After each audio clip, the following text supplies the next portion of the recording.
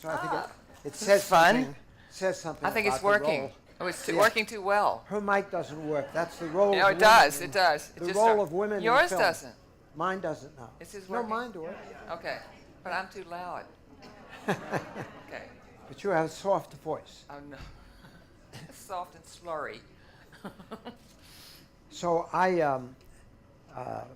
and I, an odd combination because my background has very much been in film as a business, and Molly's very much has been in film criticism as a critic.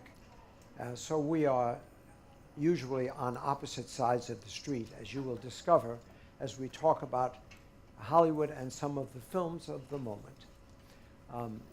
So there will be disagreements along the way, my dear. Now, when you see films, as you were telling me just as we came in, your reaction often is in terms of gender, which fascinates me.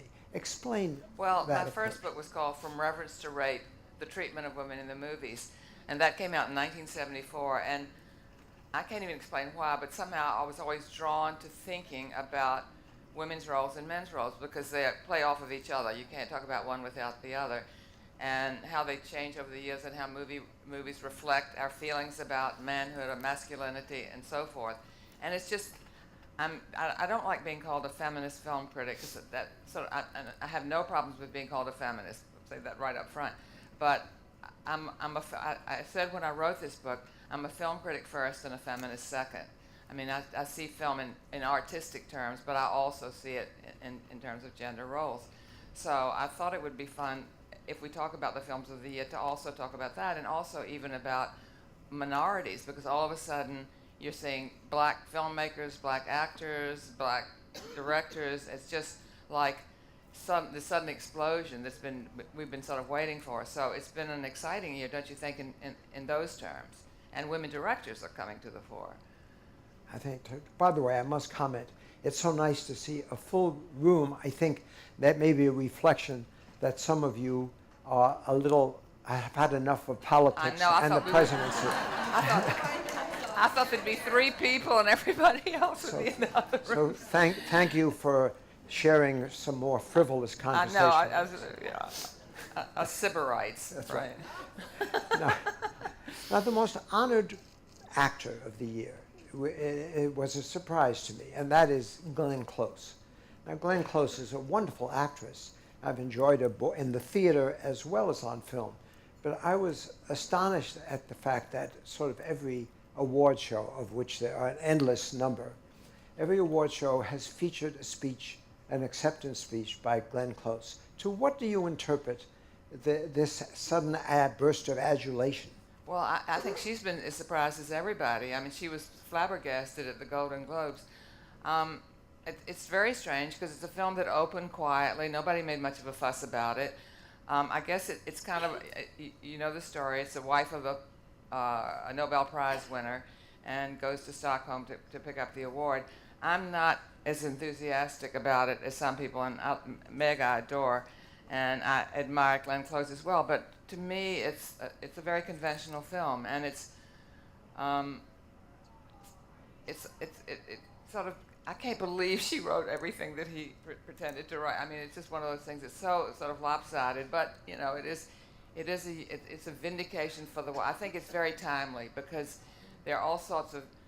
I mean, Emily Yellen about the women in World War II, the women who have done things and not even been known about, much less applauded and appreciated.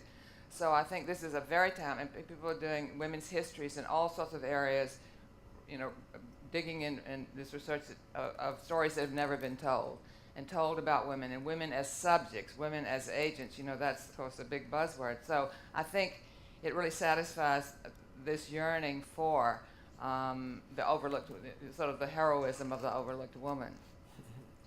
Well, I think so too, but I took it personally in that my wife, after we saw the picture, reminded me that the success of my 8 books did depend on her editing skills. Oh, really? Pretty soon she'll be taking credit for writing them. You better watch out. That did occur to me. That's right. Now, if we can talk about the films that you most admired this year. You know, all those of us who are members of the Academy had to go through the process this week of filling out our Best Picture and so forth. And in doing so, Molly, it fascinated me that all of the forecasts made by the film critics as to which would be the best film and the best actor and best director, they're all wrong. They see it in a totally different way than many of the voting members of the Academy. I mean, as an example, The Green Book was voted as the best picture by the Producers Guild, of which I am a member. And that is, of all the pictures that opened late this year, I would say the critics heaped the most disdain on that picture. And it won, certainly the New York Times predicted it would win nothing. How did you feel about that difference between critics and that's a very interesting subject and question. I think it sort of ran afoul of, I don't want to say political correctness because that sounds negative, but I think the words, there several, like Austin Collins, who writes for Vanity Fair, is black, Wesley Morris at the Times is black, and both did, from different points of view, articles damning the film. Colin said the problem with it was you never got Don Shirley's. He said he did have a family. You get the sense that he doesn't have any. You know, again, it's one of these things based on a true story, and the true story sort of goes out the window a little bit, but sometimes necessarily so. You don't get his family. Wesley Morris called it something like a fantasy of black-white reconciliation. So I think the idea is that it's too sentimental. It makes it's too easy.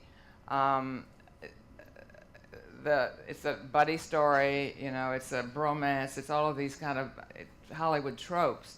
I mean, I think the acting is so good. I think, you know, if you had a story of these two guys going through the South and getting booted and beaten up and, you know, on and on and on, and the violence and the horror of it, it would be in a film festival and it would never see a larger audience and it would be seen by people who are already aware of all that. So I think it's very difficult now to make those kinds of films without getting slammed for appropriation, that kind of thing, you know. Well, the conceit that I sort of resent is that, and it appeared in many of the reviews, that only an African-American filmmaker has a right to make a movie about African-Americans and white, about race relations. I just don't see that as I think that's complete nonsense. I think in all the arts, and I hope we're going to eventually come out of this phase of that. There's something, I think the other, did many of you who saw Green Book, could you raise your hand? I'm just fascinated. So a lot of people here saw it. And they're two great performances. Yeah. I mean, Mirage Ali is just a wonderful actor.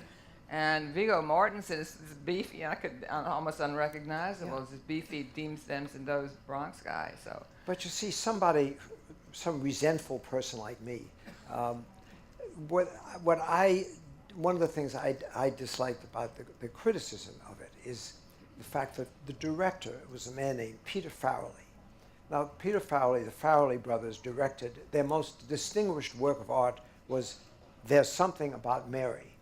In other words, it's a wonderful movie. They direct dopey comedy. But it's a wonderful comedy. But critics review, it's not take this personal, critics tend to review directors, auteurs, rather than the film itself. And to me, so much scorn is heaped on Peter Farrell because he's had dopey credits. He's not a recognized film director of note. He also presents in a dopey way. His speeches are absolutely ridiculous. But I thought it was a damn good movie, and the fact that it may win the Academy Award simply because there's so many obnoxious people like me feel that they resent how roughly it was put down. Well, I guess you're right. I mean, I think Farrell, I think actually some very discerning critics do like There's Something About Mary and that kind of, those kinds of comedies. But I just think it was this idea of the sentimentality. They felt there was something too easy about it. But I think they have been hard on it. It is an audience hit. It could very well. I mean, I think there are a lot worse films that could win the Oscar. Yes. Yeah. But the film that the critics group that you are a member of voted as Best Picture, a movie I have never seen. Explain that. Well, it's the National Society of Film Critics, which I looked up in Wikipedia because I couldn't remember what our winners were, and it's called the Highbrow Film Critics Group. We're really not very highbrow, but we did, the one that won, which I liked but didn't vote for, is called The Rider. How many people have seen that? Yeah, it's a terrific movie. It's a terrific movie made by a woman, an Asian woman, about this guy. You have to see it. See, that's your Hollywood parochialism. See? Talk about us Exactly. stuck up and you. Anyway, about this guy. What? He's a rodeo player who has this injury, and that's all he's ever done, and he's in this Western environment, and that is his identity and his masculinity, and now he has to wonder, what is he going to do? And it's just what goes on through. I mean, this is the kind of, I don't think there's necessarily a male and a female perspective, but what you do get with women's films is something that's almost more of a slow burn and more interior, and you get this sense of him struggling with this notion of manhood that's been passed on to him for generations, and it is a terrific film. Well, to me, the ultimate picture of that nature. Chloe Zhao is the director, yeah. The ultimate picture of that sort this year was Roma. And I'm just curious how many in this audience have seen Roma. Well, this is a really au courant audience. See, Roma is an important film for a number of reasons. For one thing, it is, of course, the first entry of Netflix, of the streamer community, into mainstream Hollywood. And as a result, more money was spent to promote Roma than any movie in the history of Hollywood, I think. And if it doesn't win, I think it'll be sort of a resentment that everyone feels inundated with information about Roma. Now, Roma, to me, is not really a film, but a meditation about a film. And I really admired it, but it reminded me that those of us like me who grew up in the studio system, we used to venerate something called the third act. There is no third act in Roma. Now, I wondered how you feel about that picture and about its obvious success. Well, I think it's a terrific. Of course, it could win foreign film. It might not necessarily win Best Picture. Yes, it might win exactly. Best Foreign Film. It's beautiful, and I hope you were able to see it on a large screen. It really is a visual experience. It really is that almost more than anything. This black and white, this gorgeous black and white cinematography, and it creates this whole world. And as you know, those of you who've seen it, it's really Alfonso Cuarón's meditation, but portrait of the woman who took care of him. And it's really her story. I mean, somebody complained about that it didn't give, that in an interview, Cuarón said how this woman had told him all these stories about her life, and he didn't put those in the film. But she is there as a subjective character. She has a miscarriage. I mean, you really do get her. She has a boyfriend. I think that's a completely mistaken sort of criticism. It was not my favorite movie of the year, but it was right up there. I think one of the problems, it's gotten almost too much attention, and that backfires sometimes. People almost expect too much, and they're disappointed. But it's a beautiful film, I think. Well, I think it's fascinating to me that it is a streamer, if you will. Yeah. But as such, one of the most important qualities of it is sound, as well as, I mean, it is brilliantly shot film. But I remember I saw it, I decided to tell Netflix they would instruct me how to see this movie because it was so important. So you go down to Netflix headquarters in downtown Hollywood. Netflix is not a Hollywood studio. It's a techie company. And therefore you are met by a committee, and the techie people take you down and hook you up to their room. And they tell you that...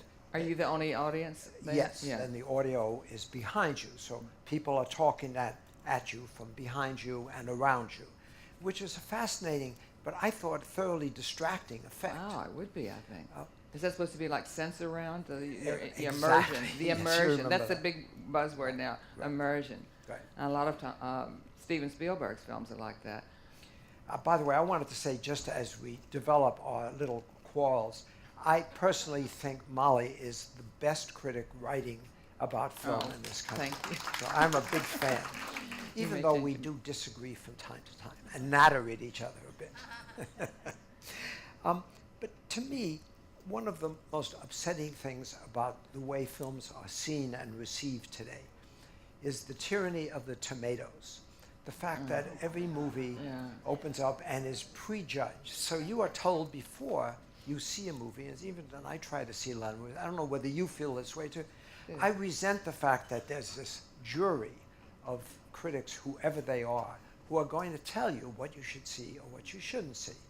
I think that's really screwing up the whole film experience in this country. Well, we had talked about talking about criticism and how it's evolved or devolved from the 70s. We both go back away.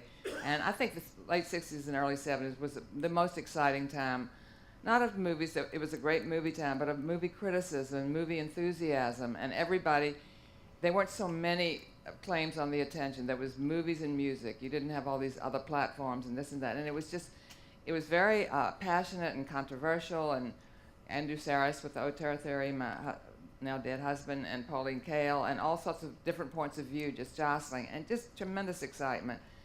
And then all of a sudden, with the blockbuster and the sci-fi adventures and the sort of movies made for kids, for teenagers, it all changed, and so did criticism. And that also is because of the dearth of newsprint. But what happened is it's become very tribal, and you have these fanatics. There was a Hugh Grant movie which nobody saw, I think, called The Rewrite. Did you ever see that? It's sort of cute. He was he had an Oscar-winning screenwriter, a one winner thing, and he's down on his luck. So he goes to teach at this New England college to teach screenwriting, and he has this group of students, and he has two very good ones, and one of them is this guy. So he's telling the kid how great his script is, and he says something about a nerd, and they say, "Oh, I'm sorry, I didn't mean to call you a nerd." And he says, "Oh, I am a nerd. I'm proud to be a nerd." And so I think of this as sort of the triumph of nerdism, and the whole, there are people even like Spielberg who are Spielberg was like a filmmaker before he was a person. And it's a kind of Asperger-y thing where these kids are so fun. I mean, it started with comic books and fanboys, and it sort of, and this geek cabal, they're sort of cabals of geeks who weigh in, and they can be quite terrifying, and they have their point of view. And I mean, I ran afoul of some of them with my Spielberg book, but I think it's also the thing we see in the culture at large, which is the distrust of expertise, that nobody wants critics to tell them what to do. I think it's a general democratization of the medium and of the response to the medium. I think so. Yeah.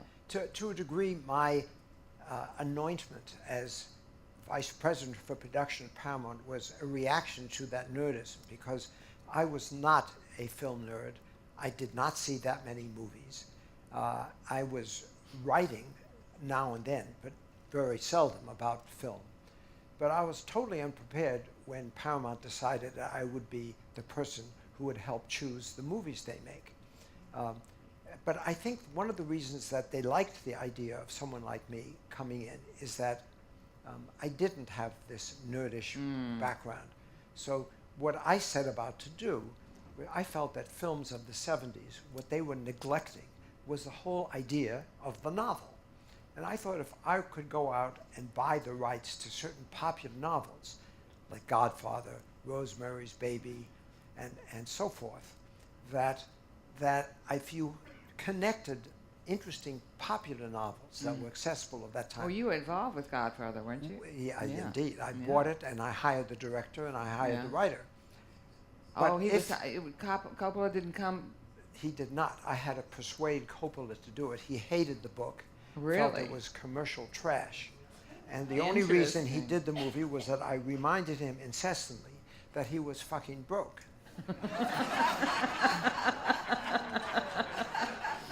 And then sometimes they wanted to take him off the film at one point? Well, there was a move to fire him. Yeah. There was sort of a group of people who resented the fact that he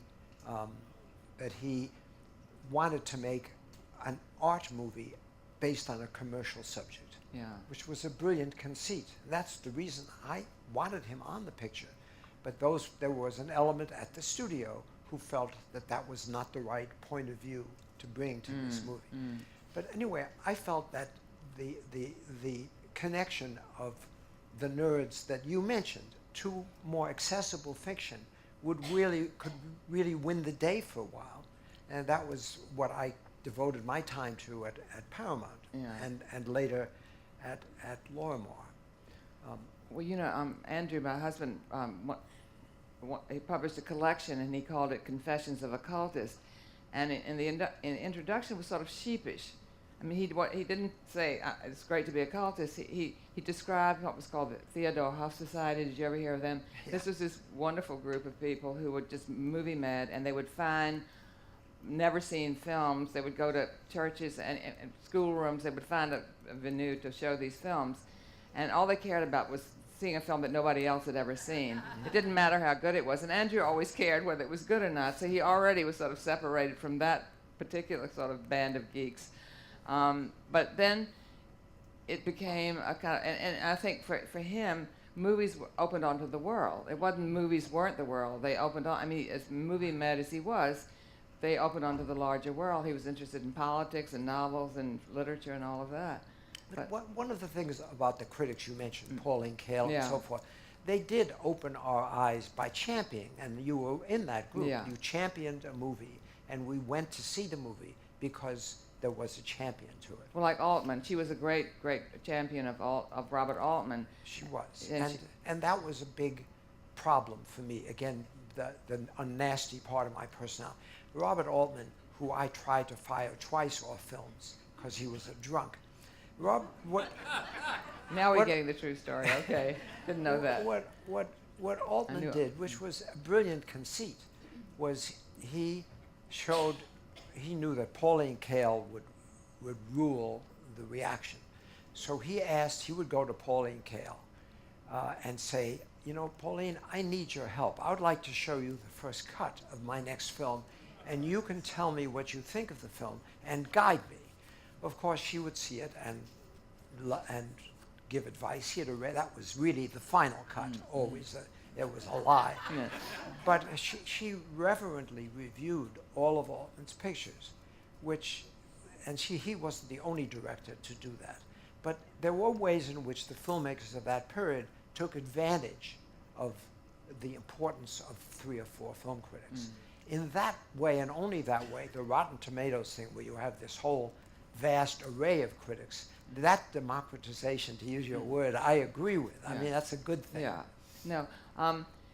Well, one of the things Pauline did, I think, in this whole another example of this kind of geek mentality was when recently Ethan Hawke complained about Logan, the Wolverine Hugh Jackman film. He said, this is really not art. Everybody thinks saying this is a great movie. This is not art. It's not Bresson. It's not Renoir. And of course, there was this fight on Twitter, and he was almost massacred for saying that. And all the enthusiasts of the superhero movies just went wild at that. But in a way, Pauline sort of set the tone. Her whole attitude was just get me excited. There was never anything sort of contemplative, or she always claimed that she never saw movies again. I don't know if that's true. So it was in the moment. It has to please you in the moment. And in a way, that's the sort of escalation of sex and violence and all of that is part of that whole thing. I mean, it just had to keep going up, up, up. And she was part of that. I mean, I think what Ethan Hawke is saying is true about these franchises and the business model and all of that. But I think fantasy does have a place too, and so does science fiction. I mean, they weren't the genres. I agree. And the kind of movie that suffered was, like, I caused to be a picture called Harold and Maude. Oh, yeah. And Harold and Maude had none of the action that Pauline Kael created. It had none of that dramatic urgency. It was just a sweet, slightly weird movie. Do any of you folks remember Yeah. that? You do? And that had an interesting history because it sort of didn't do well at first, and then it became this huge cult, talking about cult, a huge cult movie, right? Well, I remember the critic, one top critic said it was as funny as a burning orphanage. But it was no business. And then in some 1 or 2 theaters, it ran for 15 years. Yeah. But that was a picture that needed, again, studio patience. But it was a weird time, Molly, as you remember, because this was one of the few times in the 70s when pictures that were doing business were actually art pictures. That hasn't happened since. That was an anomaly. Everybody thought it was going to keep going like that, but it was I don't even understand. It was a peculiarity of financing that suddenly these auteurs, these kind of European-style directors like Cassavetes and Altman and Coppola, were getting real money to make movies. Right. But it was something to do with taxes, and it was a tax, I don't know what it was, and then that situation ceased to exist, and then it was business as usual. Well, I think a lot of it was simply that the audience changed. I think that at that point, there was a point in the mid-'60s when a whole different audience for films developed. Yeah. And they wanted to see different pictures. They wanted to see Midnight Cowboy and Easy Rider. They wouldn't. I don't think that audience was open to it. But the previous audience for films was dying. I mean, do you remember that there was more than there was like a 70% decline in the audience for movies at one time. So I think there were people there who really wanted a new cinema, which again you helped champion. Well, the thing that replaced it was the blockbuster, which has become, I don't even think of these as movies. I mean, some of them, with some exceptions, they're really product.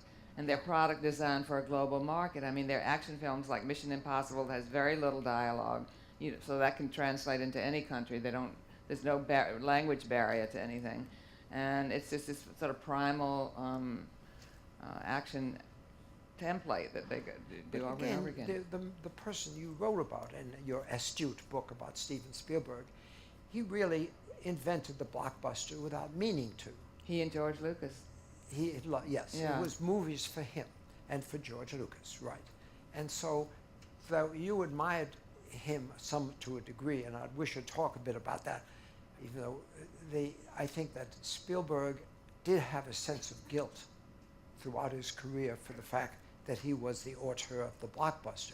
But as you say, the audience was changing. It was the youth audience, so something would have come along to similar. If it hadn't been Spielberg, it would have been somebody else. I think they were just panting for a new business model, something. I mean, the whole thing of the multiplex and saturation advertising that came in with the block. I think something along those lines would have come in anyway to get this youth audience. And the repeater, that don't forget that this idea of going to a movie over and over again that a lot of young men, mostly men, I think, had at that time, because most of these were sort of oriented towards the male teenager. Well, do you think there is a new cinema emerging for women? Because women they constitute the fastest percentage of the film-going population now. Well, it's funny. Another thing about these early '70s movies, I just finished an essay for a book on them, was the fact that under the Hollywood system, they were making films for women, because women were considered really the primary audience. They were the ones who on a Saturday night would decide where to go. Then all of a sudden, those movies, these early movies that came out by Scorsese and Coppola, they didn't have to think of a woman's audience. That wasn't part of they weren't thinking of marketing at all. So, and they would say things like, "Oh, we don't want to have Doris Day." They were reacting against the studio system and Doris Day and that whole sort of glossy apparatus. So they went in the other direction, which meant virtually no women. There were very few women in some. They were very male-oriented. But gradually, I think it's changed. I've always thought it would take time. I've always been sort of more interested in women's roles than in women directors, so I'm very interested in that. But it has taken a long time. But and in fact, the sort of irony is that From Reverence to Rape came out in 1974. It was just reissued, and sadly, it's not as out of date as I kind of would have liked to have been. We would have thought things would have changed a lot more in this time than they have. But I think we are at a sort of turning point, and it's not just women's roles. It's women directors who are doing very different things. I mean, but I was thinking of the sort of themes of this year's movies, and they used to call these classic women's films of the 30s and 40s, where with Joan Crawford and Bette Davis and Ruth Chatterton, who were suffering and in love with a married man, weepies. They used to call them weepies. And so Raymond Durnyat designated the term male weepies, and there are like 3 or 4 male weepies this year. There's Boy Erased, Beautiful Boy, Ben is Back. These sort of sob stories about drug-addicted boys and these, these maudlin sort of family dramas. So I think they're the male weavies. Of course, on the other side you have Deborah Granik's Leave No Trace. Yeah, so with the father-daughter, so that's a powerful story, and she's a really interesting director, I think.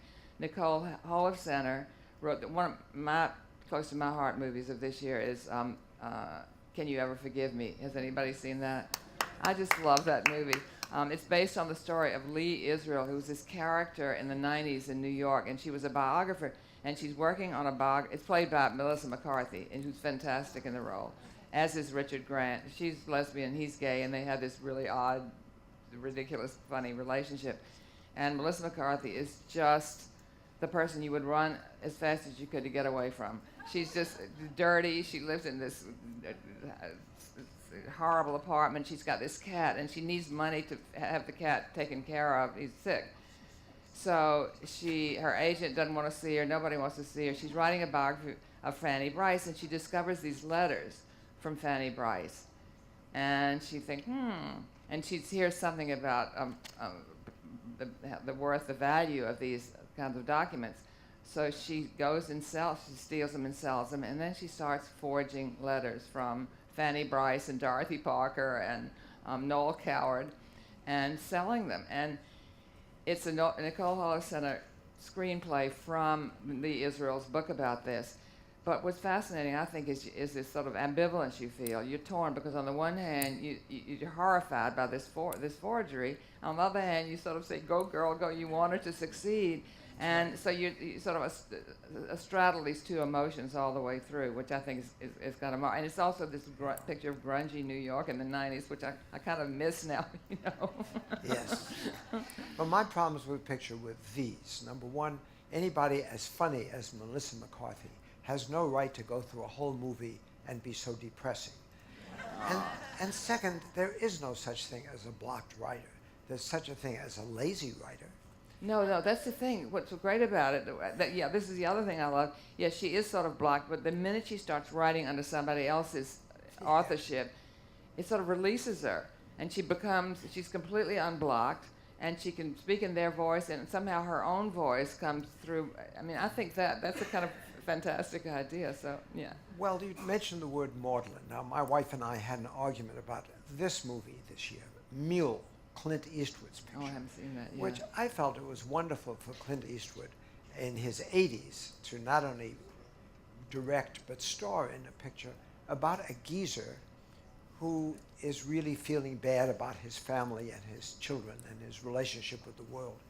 Now, I thought, it surprised me in the sense you were waiting for the Clint Eastwood third act of violence, and instead it was a rather maudlin third act. Did you have a chance to see it? No, I will. I want to see it, yeah. So we love Clint Eastwood. Is it sort of male self-pity? Is that what it is? Exactly. Yeah. I know that one. I knew you would respond to that. Well, you know, I was thinking about that, and there's also the Robert Redford movie where he's robbing banks. So can you imagine any woman actress in these two at that age doing that? Well, I think maybe that will come. I think actors in their 80s deserve self-pity. They have a right to it. Not Clint Eastwood. No, on a totally contrary note, I wanted to ask you your feeling about one of the more bizarre pictures of the last few weeks, Vice. Did you see it, and how did you respond to it? I had mixed feelings about it. Have many seen it? I mean, first of all, Christian Bale is astonishing. You saw it, right, Peter? Yes. Yeah. And he is way beyond impersonation. He inhabits him, and the fascinating thing is he gets better as he gets older. He gets more like Chaney. I mean, he has these physical mannerisms. I think Andrew McKay is trying to do too much. He did The Big Short, which I thought was terrific, and he does the same thing. He interviews people and does this, but he's just piling it on. I think, speaking of based on a true story, there have been a lot of quibbles about certain things in it. The portrayal of George Bush is completely indecisive, whereas people say that he actually, I've talked to some of the historians that say he was. But I don't know. I thought I saw it on 86th Street with his audience, and we were kind of laughing and groaning at the same time, because it's just, it's upsetting. It's very upsetting, and it's a lot. I think a lot of it is true, and I think a lot of it is very disturbing. So I think I wish we had Carl Rove in here to review yeah, that would picture, be interesting. because he always insists that George Bush is really bookish and bright, and if that's true, I never understood why his decisions were so ignorant. And now, having said that, when he is the most personable, he and his wife, when they welcomed us to the White House, and he is the most delightful person Yeah. to talk to. Yeah. He talks like such a bright and delightful man. But I thought that the picture was cruel in that way. I think you're right about that. So I don't mean to scatter this conversation a lot.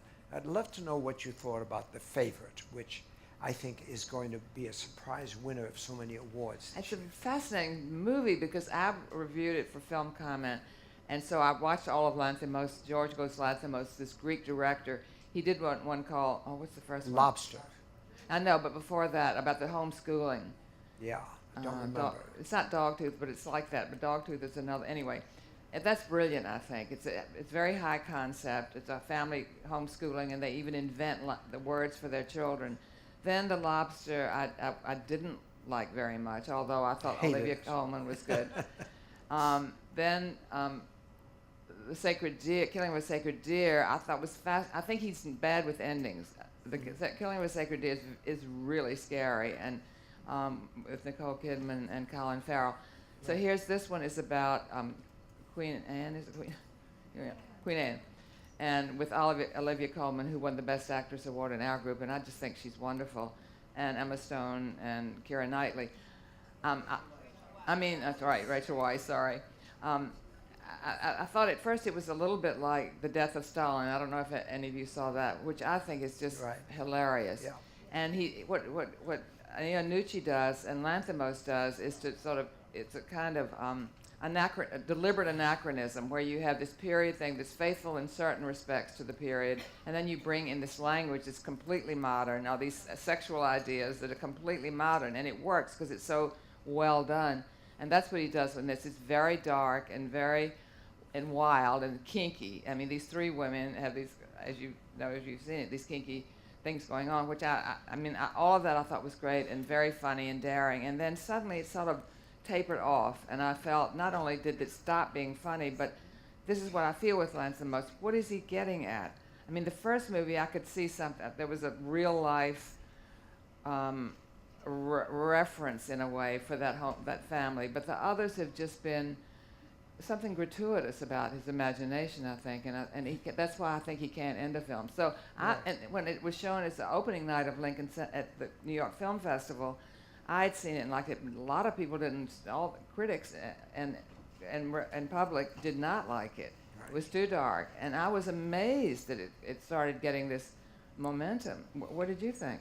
Well, I was amazed too. I thought it fell apart in the last act.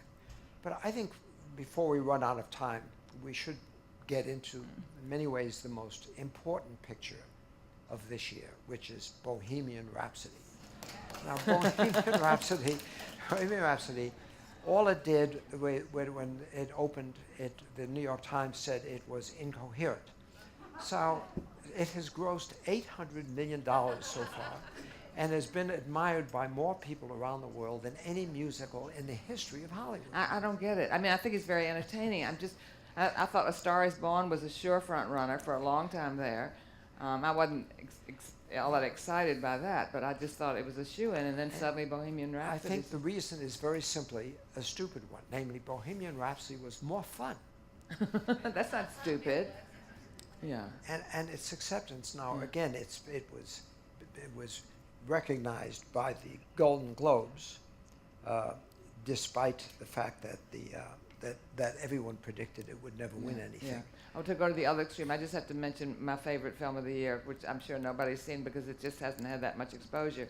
It's called Shoplifters, Japanese film by Koreeda. And he's a director I've gotten so excited about because his films, that sometimes they're too long. I mean, usually when you like a director, the more the better. But with him, he really could cut. But he gets deep into family relationships, and you think nothing's happening, and then suddenly these little sparks go off, and I just think he's just an overwhelming director. I also like a movie called Burning, which is Japanese, by Lee Chang-dong, and I like Zama. Did anybody see Zama by Lee? No. Anyway, my favorite movies this year were Asian and European, and Roma, and so I'm not, and my favorite is the Melissa McCarthy. I don't like that very. Well, I haven't think got time. I haven't the got time. pictures that were most misjudged this year, if I can give Oh, mine, that's amazing. was number one, Crazy Rich Asians, which caused more delight among more people around the world, except in China. And the Chinese boycotted the picture. But I thought that was a delightful, absurd movie this year. Yeah. And again, a triumph of good casting. And to me, the worst movie that critics were kind of nice to this year was the remake of Mary Poppins, which I thought was, I wish they just re-released the first one. And I do love Dick Van Dyke for dancing, however. I'll mention two other movies. Private Life by Paul Dano. Yes. Very good. His first movie, Carey Mulligan is wonderful in that. Private Life by, okay, I don't have it written down, I don't think. Anyway, she's the same one that did Scavengers. Mm-hmm. It'll come to me in a minute. And I was shown at the film festival, and it begins with Catherine Hahn is married to Paul Giamatti, and they're desperate to have a child, and they go through all these fertility treatments. And it's really sort of hard to watch. I mean, Catherine Hahn is this is an interesting phenomenon going on now, where you have these very aggressive, transgressive is the word, women, who are just in your face, and she's like that there. She's almost intolerable, except that Paul Giamatti somehow sort of receives the blows and balances it out. But I think most people just couldn't. I mean, the director had all this trouble with fertility, all these fertility treatments, and it's all there. And people that have gone through that said it just captures the horror and the desperation. But of course, not too many people, and certainly I don't think any men wanted to see that. I bet you didn't see it. No. Actually, I did. You and did? I really liked you it. sat through it all? But I would, my sleeper film this year, you mentioned Ethan Hawke. I thought his performance in a movie called Juliet Naked. Oh, I thought you were going to say First Reformed. That's the one critics love that I don't like so much. I don't like it that at all. I don't either. It reminded me of my church education. I couldn't take that. I thought that was fine. If I may say one more thing about Bohemian Rhapsody, though, I think one reason that it was dismissed so quickly by critics is that it didn't have a director. You know, its director was fired early on by reasons of moral turpitude and was replaced by a series of people. And to me, the fact that it was such a success, despite the fact that it really it was the antithesis of an auteur movie, underscored for me the fact that people overemphasize the role of the director. A good movie stems from a good script, from good casting, which is often an accident because the first person who wanted to do the role didn't. Bohemian Rhapsody succeeds because of the remarkable performance of that actor, who's with his prosthetic teeth. Yeah. And I think it's wonderful if you have a great cast and a great script, then to bring in a director who might actually bring it off rather than screw it up. But I think the critics of the 60s, where they went wrong, was because of the bring that up at the end, so I can't, no rejoinder possible. I wish we could ask the audience what they like, but we've got 5, with countdown 4, 3, 2, 1, so. Thank you all. Thank you, Maude. It's such a delight to talk to you. I really enjoyed it.